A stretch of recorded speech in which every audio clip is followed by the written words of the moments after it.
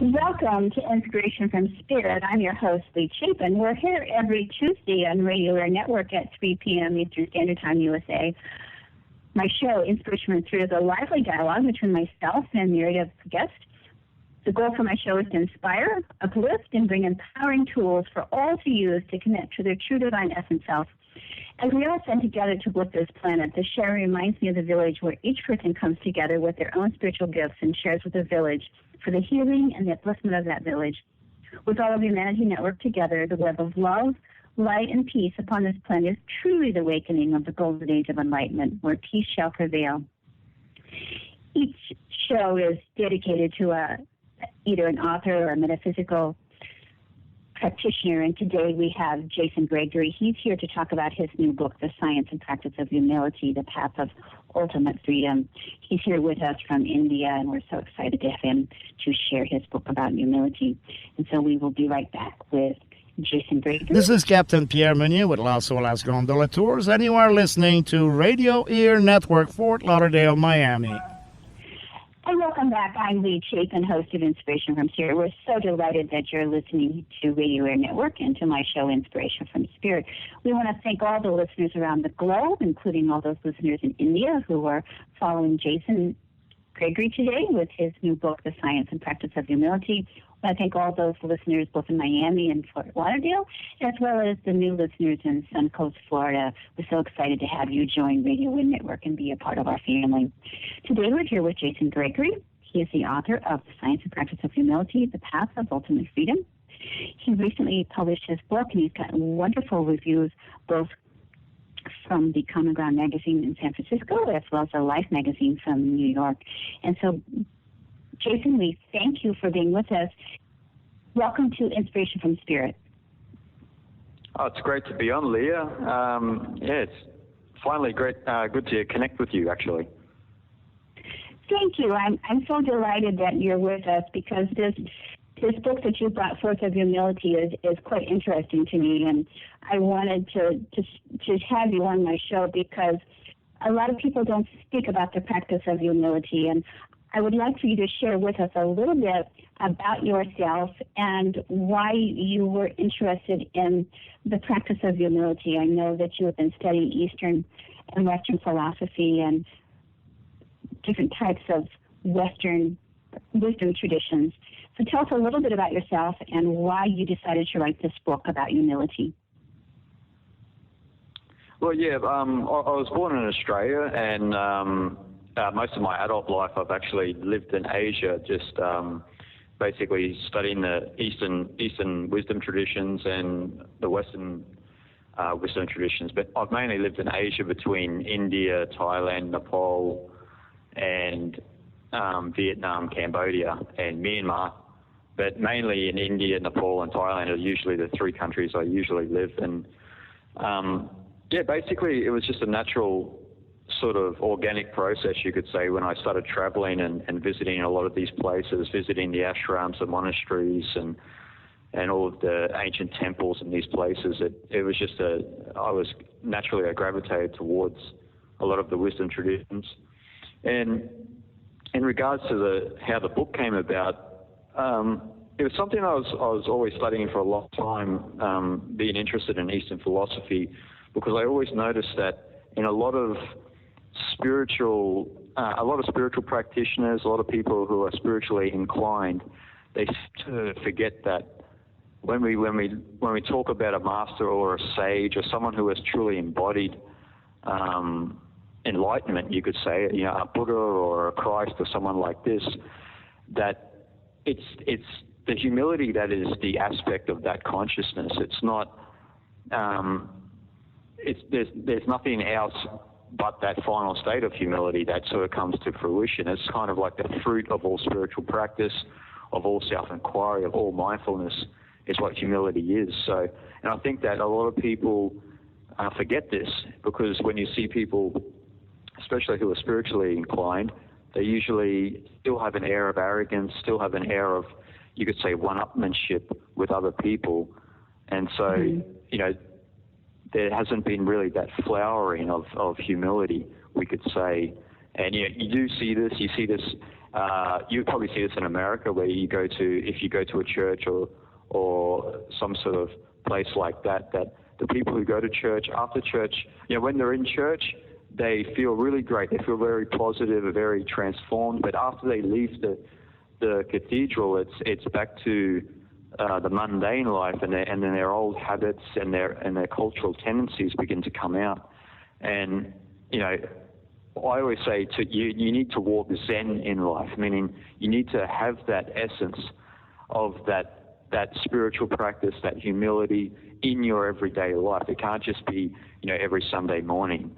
And that's kind of, and it really happened when I was speaking with a master in India. Actually, he kind of told me that actually humility, that fear is our greatest friend in a sense, because it continues to humble us, and that sort of really ignited my understanding of humility on a deeper level. And when you speak about the world religions, I just wanted to speak about we're here in the United States, and we celebrate the birth of Christ here in the United States of America, and we're in that Christmas season now. And I always wondered about that, why we only seem to be more charitable or more loving during the Christmas holiday, and as soon as it's over, then we return back to our egos, like you said, and we move away from that state of grace. That's always bothered me. I just wanted to make that point, that has always bothered me. Yeah, well, it's kind of always bothered me too, Leah. It's, I'm from Australia, and Australia is mainly, well, it's not very religious, but there is, Christianity would be the main religion there. And it's the same kettle of fish in Australia as it is in America, where people get very joyous in December time and Christmas and New Year's, and people actually start to treat each other as human beings, which is it's kind of sad because all year we don't really see that, and I think that especially with Christmas, one of the saddest things is that the main association with Christmas is materialism. So it's still a holiday that's really bred on just feeding our ego and fueling that. So it's kind of sad in that context, but if we could learn to reorientate our focus to within ourselves, then we could really understand each other deeply, more so, and it wouldn't be such. We would probably go from a Christmas period that was focused on materialism to one that was really based on unity and love. But that's kind of, it seems at the moment that's a long way away for humanity. It does, because it seems like it's getting worse, because we have what we call here in the United States the Black Friday, the day after Thanksgiving, and where you can get special deals, and people just live for that Black Friday, and now they talk about Cyber Monday. I don't know if you're familiar with all of this. And then my thought was how ridiculous. We are just moving right past our Thanksgiving that we celebrate in the United States of America to the stores being open on Thanksgiving, and people are shopping for Christmas, and it's all about materialism and greed, and people are fighting in the stores, and I don't participate in that. I celebrate Christmas after Thanksgiving. I make sure that I put my tree up after Thanksgiving. So our egos really, tell me a little bit about how you see the human ego and how we really have evolved into this state of, I call it sort of disconnection from our true self. Well, it is a disconnection from our true self, definitely. And I think it's because, most people are not conscious that their ego is built on a social and cultural conditioning that we all undergo, actually. And now that's not to say that there's anything wrong with society or culture. It just means that basically we are deep down in our essence not the society and culture. I can relate to Leah as an American, but I know I'm mindful that deep down Leah is the entire universe, the true Leah. Now, that's the sort of understanding that we need to I guess, understand about each other. This is why in India and places like this, they greet people with namaste and in these sort of greetings, which is to acknowledge that other self inside ourselves, which is not acknowledged within the egotistical world, because we only see the surface of reality in the egotistical world. We only see Leah as the radio host, me as the author, and then we get engaged with frivolous days like Black Friday or Cyber Monday and these sort of things, because that's the only reality that exists from that state. There is not a deeper sense of self, we can say. And one of the things that a lot of people are just not conscious about their ego is that we're constantly always feeding and fueling it through our senses, through how we overstimulate ourselves, not only through food, but through entertainment, through all sorts of frivolous nonsense that's in our society and culture. And this kind of comes back to the ancient Taoist sage Chuang-Tzu, who used to advocate fasting the mind. Forget about fasting the body, he said. Start practicing fasting the mind, meaning fasting what hyperstimulates yourself, what overstimulates yourself. Get away from those old habits and tendencies that continue to promote the same patterns in your life. Start to move away from that. And it's only when we start to use his analogy of fasting the mind that we can start to really sense what that deeper self really is, to have what they call over here a sense of unity. You start to actually have a sense of unity within yourself and of the entire universe around you. And it's a powerful experience, but we cannot have that experience if we're continually worried with mundane stuff and material gain. And that's a big problem in the world today. And you said that the science of the practice of humility was seeded by a guru in India. Did you study with that guru? It was a man called Mooji, if you know Mooji. He was holding satsang and he said that, and that was kind of what sparked me. It was like, I think it was about 2012, start of 2012, where he was having a satsang is kind of a group meeting where satsang actually means in Sanskrit. Satsang is a Sanskrit word for to sit in truth. So he kind of calls it a satsang. So that was what he said that day, kind of sparked it. But I already had the understanding that deep down, all masters, all sages, all enlightened people of any age have this science that not many people understand, that dwells within all of us, and as humility, actually, it's taking that the lowest. You could think about it this way.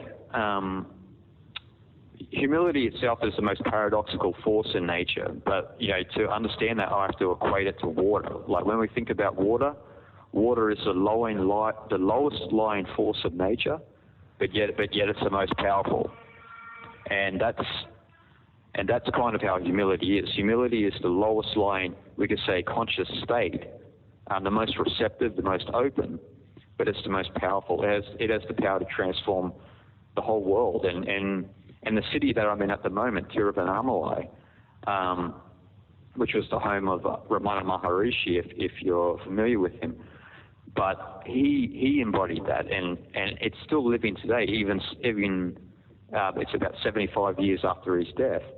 But he embodied that humility, and it really does transform others and transforms the world. Mm-hmm. I have been told that I'm humble, and some people, it comes across when people say that to me, that perhaps maybe I might be weak, and I don't view that as weakness.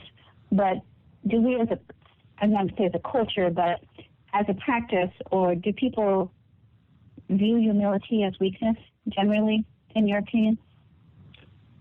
I think so. In the general consensus, yeah, I think people think humility is weakness because, as we've been talking about for most of the show, materialism has taken over the world. So humility itself you can't really gain anything external from it. You can only gain a deeper understanding of self and what we call God, or the principle of the universe. You can only gain a deeper understanding of that So, people who operate from the egotistical perspective, the superficial perspective, obviously would see humility as weakness. And that's why in society and in culture, we see that, humility is erroneously associated with humiliation. And, that's, as you and I know, that's ridiculous, but that's the way people associate humility. When you say humility, they think, oh, you've been humiliated. And it's like, well, no, that's not really not what I mean. But, that's, it's a sad thing, but that's the tendency of the world at the moment. Yes. I was going to say, you have talked about humility can heal nations. Can you explain that? Because we're in crisis around the world, and perhaps you may be aware of our recent crisis in the United States where a young black man was killed by a police officer in Ferguson, Missouri, and we've had rioting and in the streets and looting and chaos and violence over that decision not to indict that police officer by the grand jury's decision not to do that. I'm not sure if you're familiar with that, but it's so sad to me that we can't live in harmony and we can't live in peace. How can we use humility to heal our nation, to heal our people? It is a sad thing, Leah, and I haven't heard of that story, so thank you for bringing that to light. But again, when you get back to humility, you get back to inner self-work. So, when we change our orientation of the way that we look at the world, then the world will change. But the thing is that we have to focus on ourselves. We have to be sincere with ourselves. And the problem is with the situation with, like what you said, and all of the other crises that we have, in the world, it's all because of that understanding that there's just an external agent that opposes me. So how can we change that? And over time, because of the way our culture and society have developed, religion has sort of lost its essence in a certain context too, to try and at least teach people in a certain way that the world exists within you. It doesn't exist outside of there. All of the ideas and the concepts, everything you have in the world is what arises in you.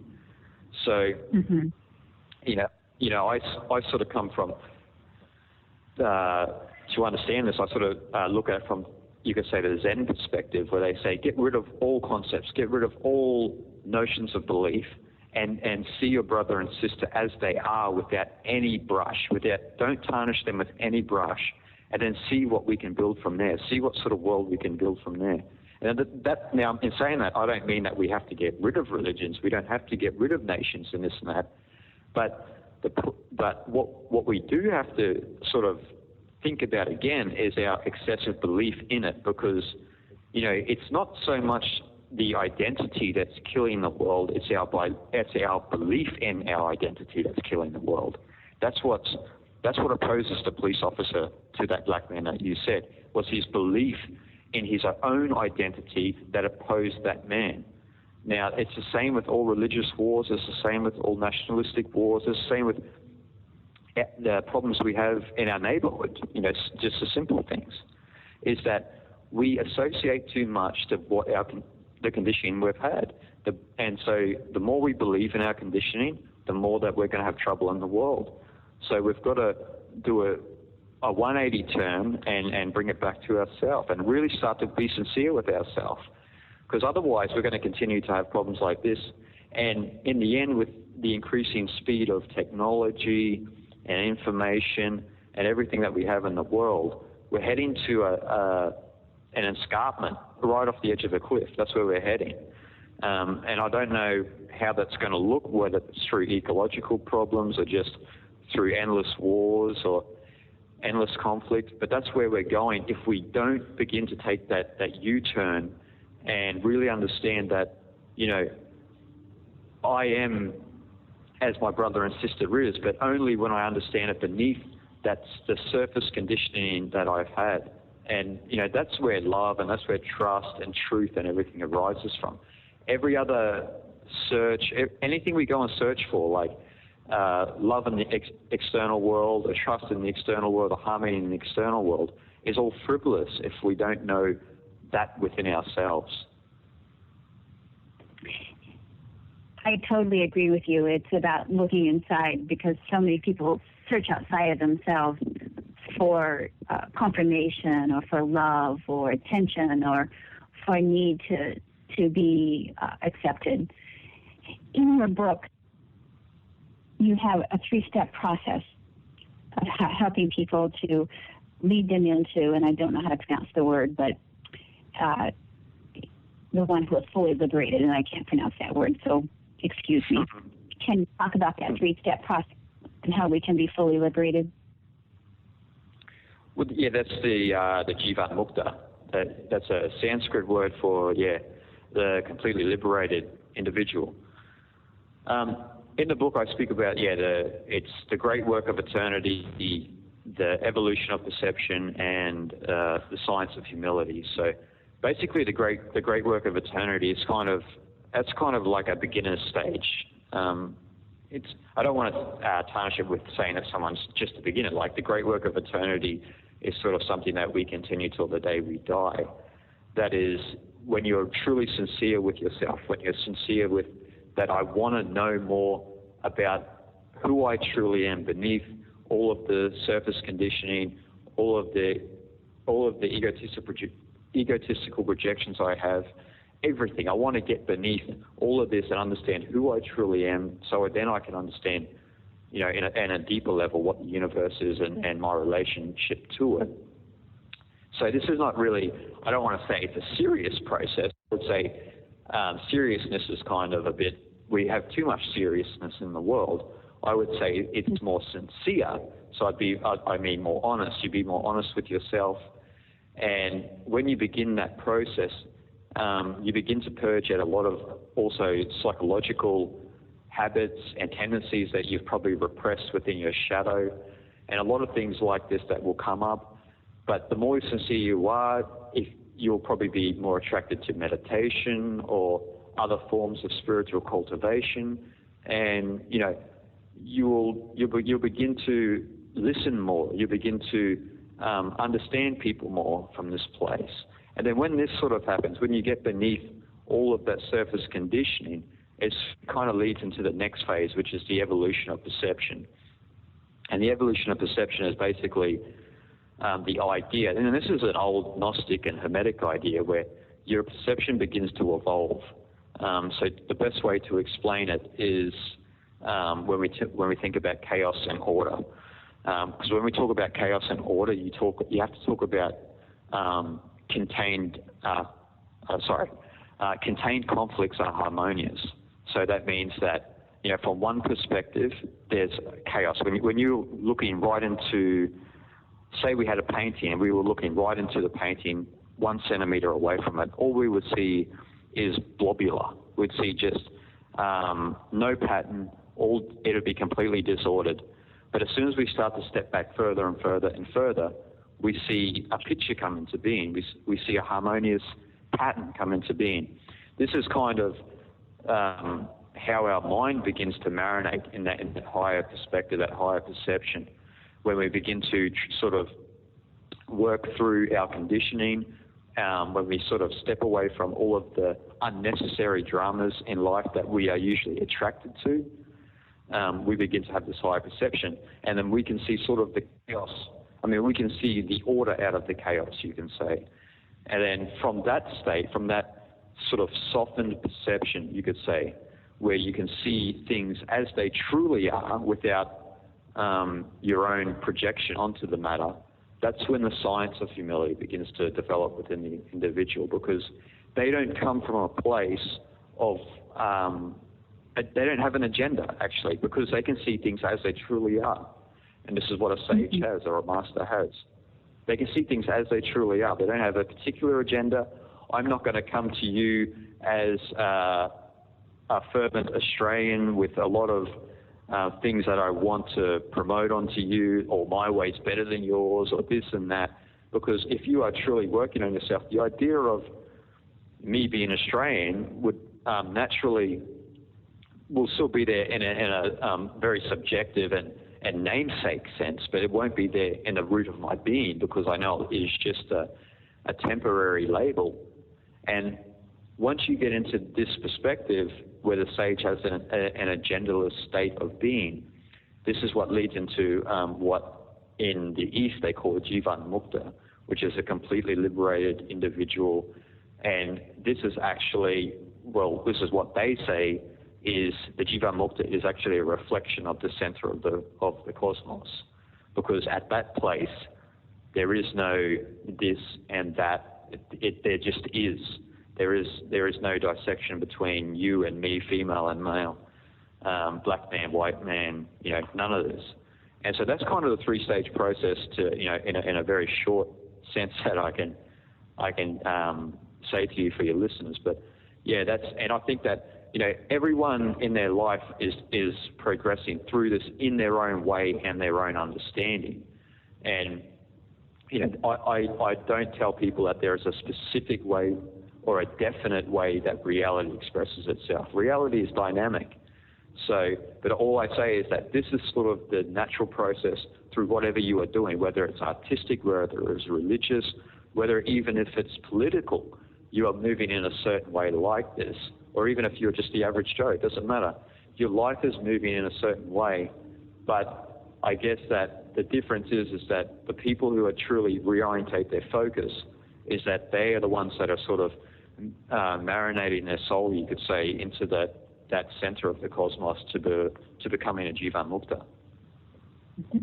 I'm going to say for the average listener who, I know you're in India right now, and I'm just going to play the devil's advocate in the sense that those who say, well, he's in India, perhaps he's, in a temple or living in an ashram, or, he's living in the Eastern philosophy in the Eastern world, and it's different here in the Western culture. And there's too many pressures and competition and the stress of making our living. How does one move away from the ego to live in humility when we live in competition and fear? Yeah, it's a big question, Leah. It's one that I guess we all struggle with every day. It's kind of a moving question, that one. I think. I know you probably don't have the answer, but I'm just throwing that out. Yeah, no.